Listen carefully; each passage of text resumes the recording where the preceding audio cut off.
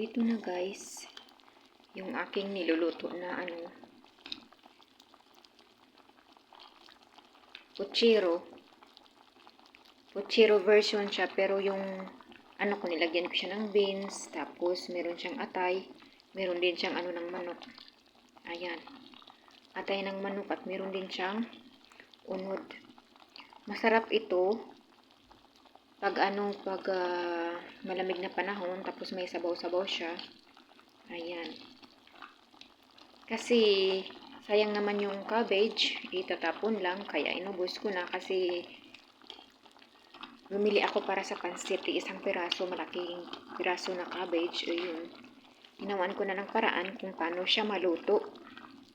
At hinati ko yung atay ng manok at yung laman para may isubak siya kasi madami din kasi pag ilagay sa pansit lahat-lahat.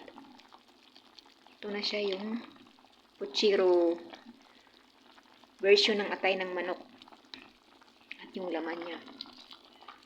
Meron siyang mga green peas, meron siyang carrots, meron siyang cabbage, at meron siyang chickpeas. Ayan.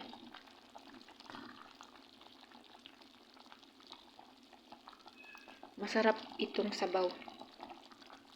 Malinamnam.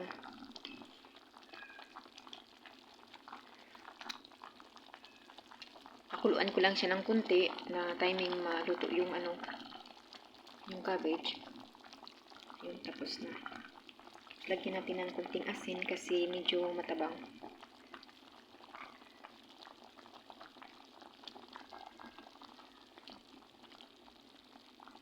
Medyo matabang-tabang siya.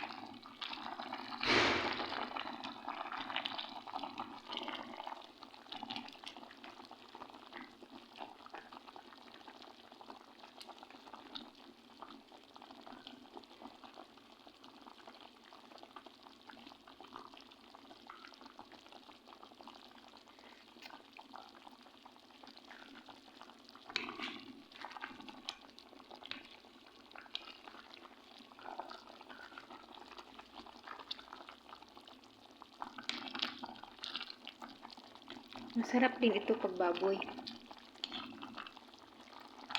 Parang pork puchero yung niya. Yung version niya.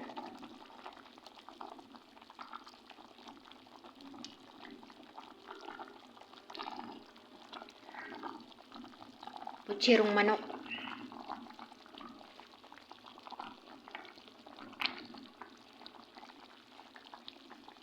Dito kasi sa kanila, hindi sila kumakain ng mga pagkain na mayroong mga soup ba? Yung madaming soup.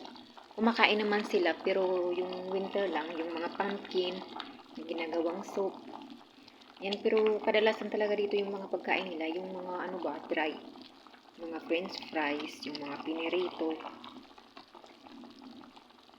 Iba sa atin na kanakain natin may sabaw, may tinula.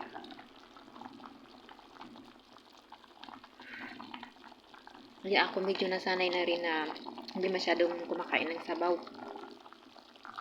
Kahit madaming tangla dito, hindi ako nagsasabaw. Tapos pag ako naman magluto, ako lang naman yung kakain. Yun mo, ang dami. Isang kaldero.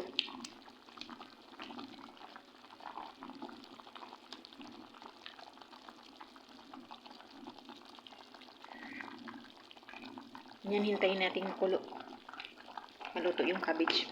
Kasi hindi pa masyadong luto.